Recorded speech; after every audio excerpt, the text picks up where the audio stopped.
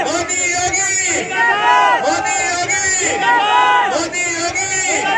हमारे मुख्य अतिथि हरियाणा के मुख्यमंत्री आदरणीय नायब सैनी जी हमारे बीच में पधार चुके हैं। सब करतल ध्वनि के साथ माननीय मुख्यमंत्री जी का स्वागत करेंगे। सभी करतल ध्वनि।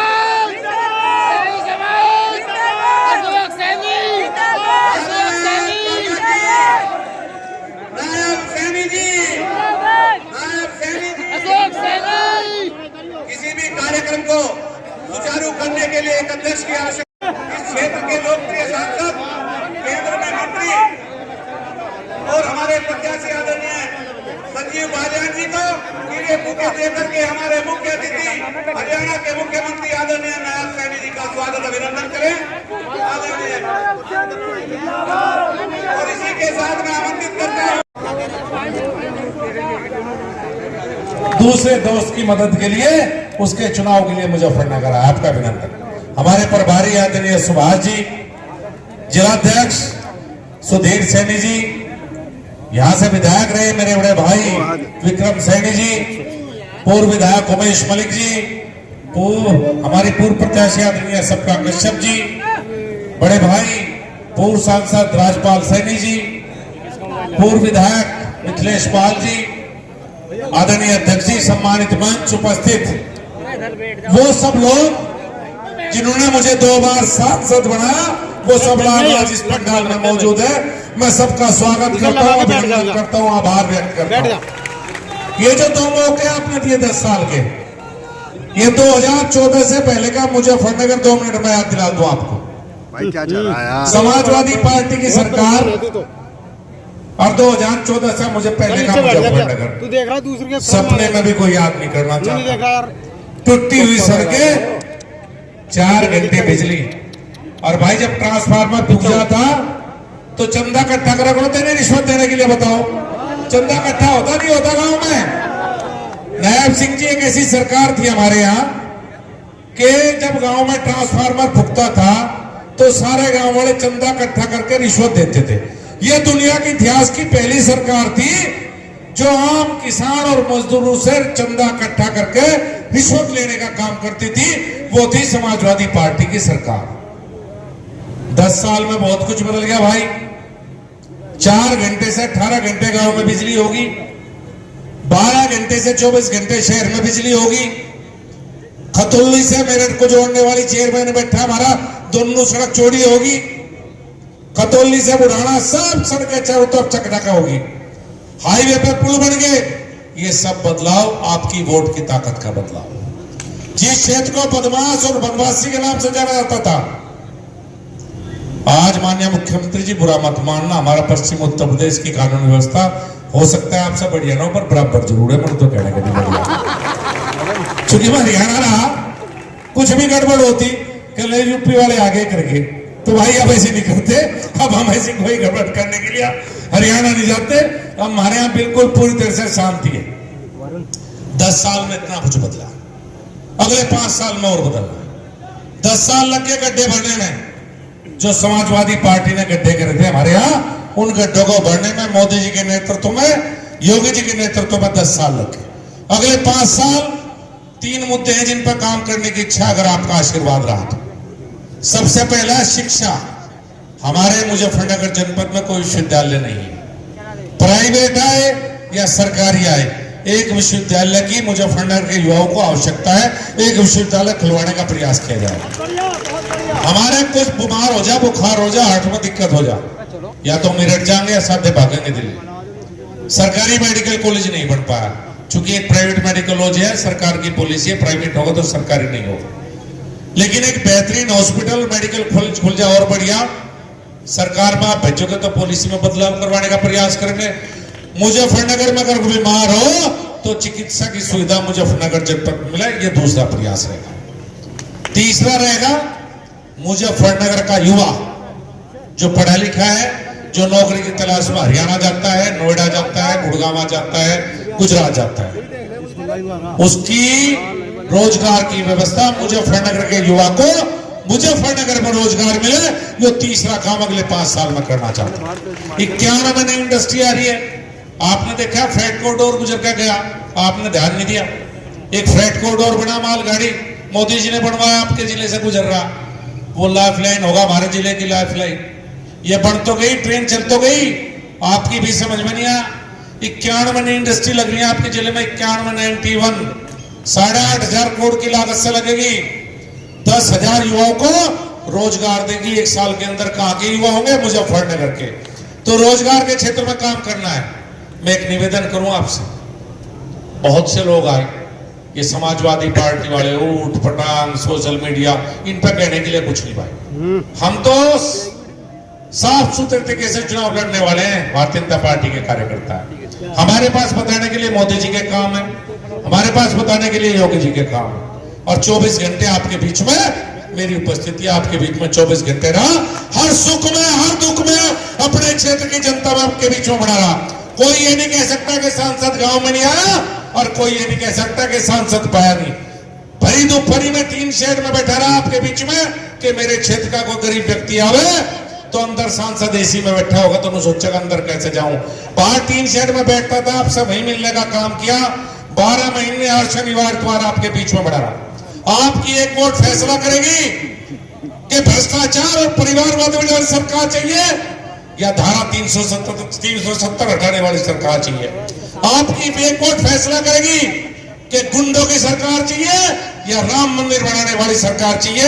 ये आपके हाथ में ताकत है, आपके बटन में ताकत है। और यहाँ जो सब लोग बैठे हैं ना, आपके दिल में मेरे से ज्यादा भारतीय जनता पार्टी का प्यार है। कोई नाराज भी होगा तो उंगली साइकिल की ढबकुनी बढ़ सकती या कहीं और नहीं जा सकती। कुछ स्पॉन्सर्ड उम्मीदवार आपके बीच में आ रहे हैं, जैसे नहीं होता टीवी पे कार्यक्रम चले, दिस कार्यक्रम इज स्पॉन्सर्ड बाय कोलगेट। वो उम्मीदवार किसी और का है, पैसे किसी और के। सावधान रहिए भाई, नुकसान आपको पहुंचाना चाहते हैं, बहुत सावधान रहें सब। यह चुनाव देश के प्रधानमंत्री को चुनने का चुनाव है, यह कोई लोकल चुनाव नहीं है किसी भी स्तर का। और प्रधानमंत्री का एक ही चेहरा है और उसका नाम है नरेंद्र मोदी। 10 साल में बहुत कुछ बदल गया। कोई भाई गलती ना करियो किसी भी तरह की। मैं आदरणीय नायब सिंह जी से एक निवेदन पश्चिम उत्तर प्रदेश के किसान की तरफ से करना चाहता हूं। शामली जनपद, बागपत जनपद, सहारनपुर और हमारा मुजफ्फरनगर, हमारे यहाँ मंडी नहीं है जी। एक मंडी के नाम पर हमारे यहाँ गुड़ मंडी है जी। हमारा गेहूं और हमारा टूडल बासमती आपके यहाँ जाता है, आपकी मंडी बढ़िया, हमारी मंडी इतनी बढ़िया नहीं। कई बार बॉर्डर पर आपकी पुलिस रोक दे। मेरा निवेदन है, किसान तो किसान है। और देखो लखनऊ तो दूर है, चंडीगढ़ नजदीक है। हमारा हक तो थारे पे ज्यादा है, कहाँ लखनऊ जाने, हम तो चंडीगढ़ वाला मुख्यमंत्री जाते हैं, अपना सा है, घर का है। तो मेरा एक निवेदन है पश्चिम उत्तर प्रदेश के किसान की तरफ से कि किसान को यमुना की धारा ना बांटे। अगर हमारा किसान का कोई गेहूं बिकता है या धान बिकता है और वो हरियाणा जाना चाहता है, रिश्तेदारी भी उठ बैठ भी है, तो कृपया करके ये आदेश कर दे अधिकारियों को कि पश्चिम उत्तर प्रदेश के किसानों को रखें। बहुत बहुत धन्यवाद, बहुत बहुत आभार, बहुत बहुत अभिनंदन। उत्तर प्रदेश की 80/80 लोकसभा की सीटें आप तक न पहुंचा दे, हम बैठेंगे नहीं।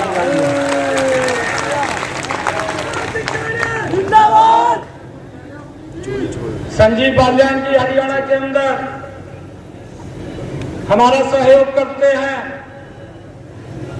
मैं आज आप लोगों की सरदारी के बीच में हम 10 की 10 हरियाणा की लोकसभा की सीटें नरेंद्र मोदी जी को तीसरी बार भेज रहे हैं। भाई पिछली बार 1 सीट कम कर दी थी।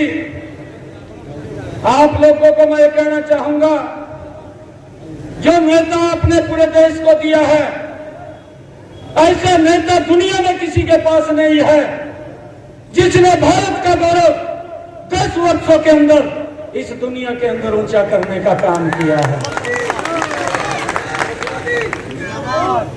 भाइयों, ऐसे व्यक्ति को एक एक वोट चुन करके, खड़े होकर के, कमल का बटन दबा करके, भाइयों कमल का बटन तो कटोली में दबेगा, उसकी ताकत नरेंद्र मोदी जी के पास दिल्ली में जाएगी भाइयों।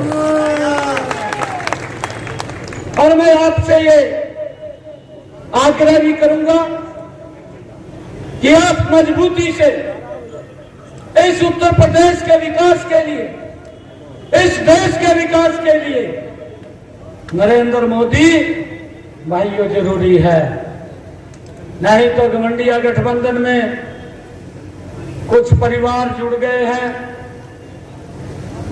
अभी संजीव बाल्यान जी कह रहे थे, क्योंकि मैं भी इस क्षेत्र से बहुत नजदीक से परिचित हूं, मेरा सौभाग्य है कि आज मैं अपने परिवारजनों के बीच में आया हूं। और जब मैं यहां आता था, मेरे को कई बार ये बात बोलते थे, कहा जी इस रोड से मत जाना, कहा बड़ा खतरनाक है, ये बोलते थे मेरे। मैंने कहा नहीं, अभी मैं बेट में जाऊंगा। ये 2016 की बात है, मैं हरियाणा में मंत्री था। मैं बेट के अंदर एक जनसभा में गया, और जब मैं जनसभा में बात करके मैं उतरने लगा, तो कुछ बुजुर्ग मेरे पास आए और बुजुर्ग कहने लगे मेरे को, कहा बेटा एक बात करनी है। मैं कहा बताओ तो क्या बात है। मेरे को कहने लगे, कहा वोट तो हम बीजेपी को देंगे, परंतु एक काम कर दो। मैंने कहा क्या करना था, वो बताओ, काम करेंगे। वो कहने लगे, कहा या गुंडागर्दी समाप्त करवा देगा। ये बुजुर्गों ने बात कही, कहा या गुंडागर्दी समाप्त करवा दो, हम कमल के फूल को वोट देंगे। मैंने उनको कहा, मैं कहता हूं आप कमल के फूल को वोट दो। मैं कहा मैं विश्वास दिलाता हूं, जब कमल का फूल उत्तर प्रदेश में खिलेगा, यह गुंडागर्दी समाप्त हो जाएगी। मैंने ये बात उनको कही, और वो ताऊ मेरे को कहने लगा, कहा जी मैं तो कहा वैसी काम करेंगे और हरियाणा में भाग जाएंगे। मैंने कहा ताऊ हरियाणा के अंदर हम बैठे एक भी गुंडे को मकान पर नहीं जाने देंगे, और आप लोगों के सामने इन 10 वर्षों के अंदर ना तो गुंडाई दिखाई देती है और ना कोई गुंडा दिखाई देता है। ये कमाल आपकी सरकार ने इन 10 वर्षों के अंदर भाइयों इस देश और उत्तर प्रदेश के अंदर किया है। कितना भी बड़ा गुंडा था, ये समाजवाद के लोग जब भी आते हैं भाइयों, गुंडागर्दी बढ़ जाती है।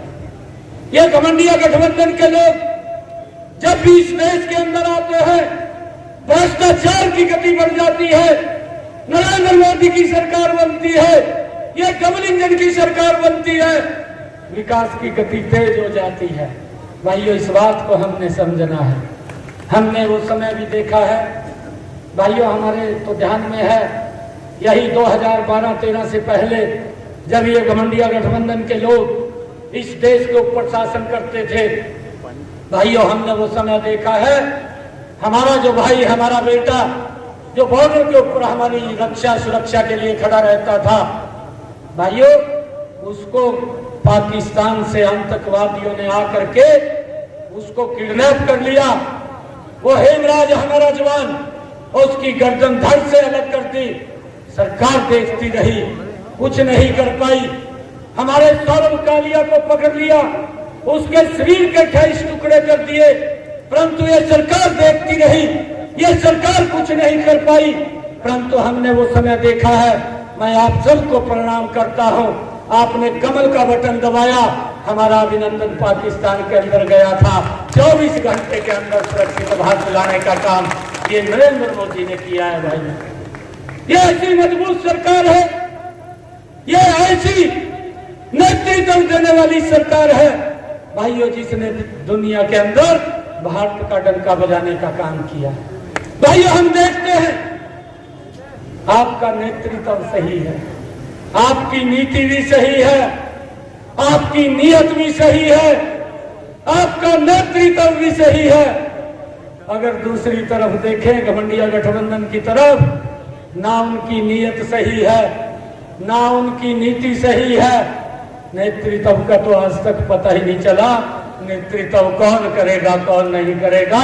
भाइयों हमने मजबूत नेतृत्व आज मिला है, नरेंद्र मोदी जी के रूप में मिला है, और भाइयों हम मिलकर के उस व्यक्ति को मजबूत करने का काम करेंगे। भाइयों आज गरीब की चिंता हुई है, ये कांग्रेस के राहुल गांधी साहब यात्रा लेकर के निकलते हैं, भारत जोड़ो यात्रा, और अभी एक मैनिफेस्टो जारी किया है।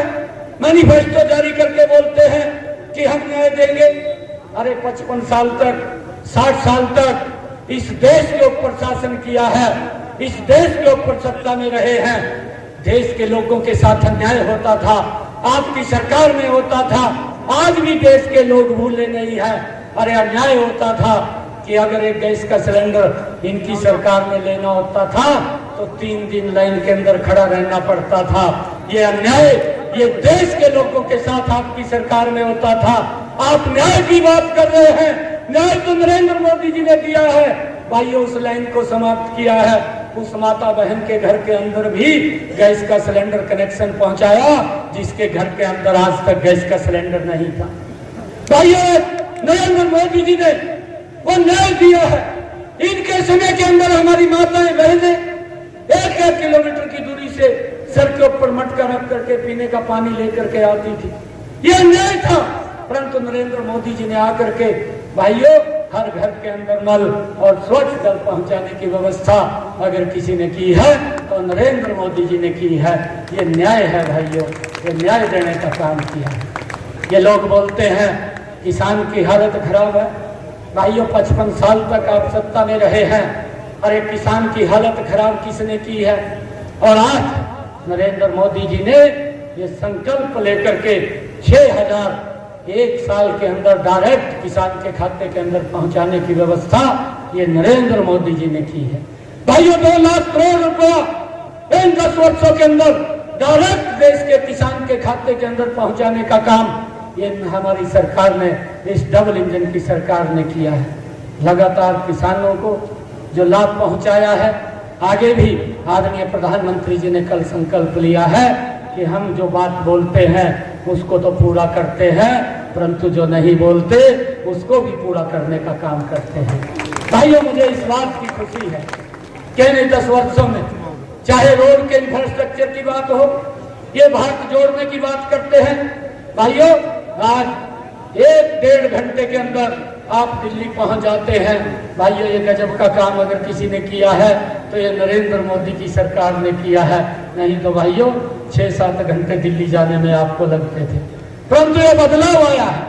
लोगों के जीवन को सुगम करने का काम, लोगों के जीवन को सरल करने का काम भाइयों ये नरेंद्र मोदी की सरकार ने किया है। और मैं आप लोगों से अपील करूंगा कि हमारी संस्कृति का संरक्षण भी करने का काम इन्हीं 10 वर्षों के अंदर नरेंद्र मोदी जी के कार्यकाल में हुआ है। चाहे केदार बाबा के जीर्णोद्धार की बात हो, चाहे काशी विश्वनाथ के जीर्णोद्धार की बात हो, चाहे उज्जैन में महाकालेश्वर मंदिर के जीर्णोद्धार की, वहां पर कॉरिडोर बनाने की बात हो, चाहे भगवान सोमनाथ के मंदिर के जीर्णोद्धार की बात हो, और चाहे जहां गुरु नानक देव जी का प्रकाश पर्व हुआ वो स्थान पाकिस्तान के अंदर है। करतारपुर कॉरिडोर अगर कोई बना सकता है, ये राहुल गांधी 55 सालों में कांग्रेस नहीं बना पाई, इन 10 वर्षों के अंदर पाकिस्तान के अंदर भी अपना सीधा कॉरिडोर बनाने का काम अगर कोई कर सकता है तो नरेंद्र मोदी जैसा व्यक्ति तो कर सकता है भाई। और चाहे भगवान श्री राम की बात, इतने लंबे समय से लोग बोलते थे, अरे मजाक करते थे, इन्होंने काम नहीं किया, ये उपहास उड़ाते थे, ये बोलते थे कि ये बोलते हैं कि मंदिर वहीं बनाएंगे, तारीख नहीं बताएंगे। और फिर जब इनको मंदिर बना दिया, तारीख भी बता दी, निमंत्रण भी दे दिया, एक भी व्यक्ति नहीं पहुंचा। अरे इनको सांप सूंघ गया, पता नहीं कहां बैठ करके जा करके, एक भी व्यक्ति नहीं पहुंचा। अरे हमारे लिए गर्व की बात है, जो 550 साल तक हम इंतजार करते रहे, भगवान श्री राम का भव्य मंदिर बनेगा, परंतु ये इनकी इच्छा शक्ति नहीं थी। इच्छा शक्ति अगर किसी की थी तो नरेंद्र मोदी जी की थी। आज भाइयों भगवान श्री राम का भव्य और दिव्य मंदिर भी अयोध्या के अंदर बन गया है। लाखों लोग वहां पर भाइयों दर्शन के लिए भगवान श्री राम के जाते हैं। ये हम सब के लिए हमारी संस्कृति का जो संरक्षण किया है तो ये नरेंद्र मोदी है भाई। और मैं आप लोगों से कहना चाहूंगा, चाहे धारा 370 की बात हो, अरे इसने राहुल गांधी ने तो अपने इस न्याय पत्र के अंदर एक लाइन में लिख दिया कि हम जब सत्ता के अंदर आएंगे भाइयों इस धारा 370 के ऊपर विचार करेंगे। भाइयों ये देश, इस देश ने निर्णय कर लिया है कि 2014 में नरेंद्र मोदी जी को आप लोगों ने 282 सीटें दी थी। 2019 के चुनाव के अंदर आप लोगों ने 303 सीटें देने का काम किया। ये 2024 4 जून को जब रिजल्ट आएगा, ये अब की बार 405 सीटें ला करके नरेंद्र मोदी जी को तीसरी बार प्रधानमंत्री बनाने का काम करेंगे। भाइयों व्यक्ति काम कर रहा, उसको एक व्यक्ति की चिंता है। ये समाजवाद के लोग क्या बोलते थे, अरे जब कोरोना का वैश्विक संकट आया, हम सबको मालूम है ये वैश्विक संकट आज नहीं आया, पहले भी वैश्विक महामारी आई। मुझे ध्यान में है जब ये पोलियो की महामारी की वैक्सीन आई, अटल बिहारी वाजपेयी जी देश के प्रधानमंत्री थे, उन्होंने एक नारा दिया था। उन्होंने कहा था सुरक्षा चक्कर टूट ना जाए, एक भी बच्चा छूट ना जाए। 20 वर्ष के बाद भारत को पोलियो मुक्त करने का काम अगर किसी सरकार ने किया था तो अटल बिहारी वाजपेयी जी की सरकार ने किया था। भाइयों चाहे प्लेग की महामारी आई, प्लेग की महामारी की वैक्सीन भारत के अंदर 30 वर्ष के बाद आई। चाहे चेचक की महामारी आई, चेचक की महामारी की वैक्सीन भारत के अंदर 40 वर्षों के बाद आई। भाइयों कोरोना का वैश्विक संकट आया था, मात्र 8 महीने के अंदर एक वैक्सीन नहीं 2 वैक्सीन का निर्माण इस भारत मां के लाल नरेंद्र मोदी के नेतृत्व में हुआ। भाइयों 220 करोड़ डोज लोगों को फ्री में लगाने का काम भी ये नरेंद्र मोदी की सरकार ने किया। और भाइयों 100 से ज्यादा देशों को फ्री में वैक्सीन भेजने का पहली बार अगर किसी ने काम किया तो नरेंद्र मोदी जी ने किया है। सर्वे भवन्तु सुखिना सर्वे सन्तु निरामया।